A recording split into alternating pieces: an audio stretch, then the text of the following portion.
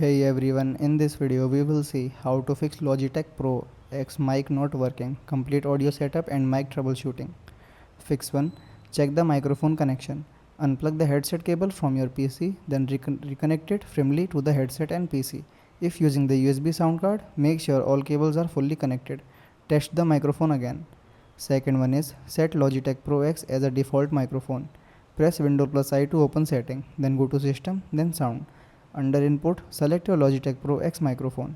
Speak into the mic and check the input level. Third one is allow apps to access the microphone. Open Setting, then go to Privacy and Security, then Microphone.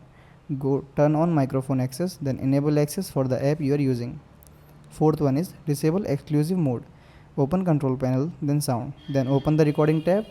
Double click the Logitech Pro X microphone. Go to the Advanced tab, then uncheck both exclusive mode option.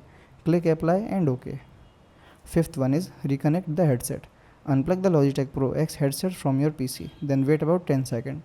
Plug the headset back into the USB sound card or audio jack securely. If you are using the USB sound card, reconnect both the headset cable and the USB adapter. Then test the microphone again. Thanks for watching.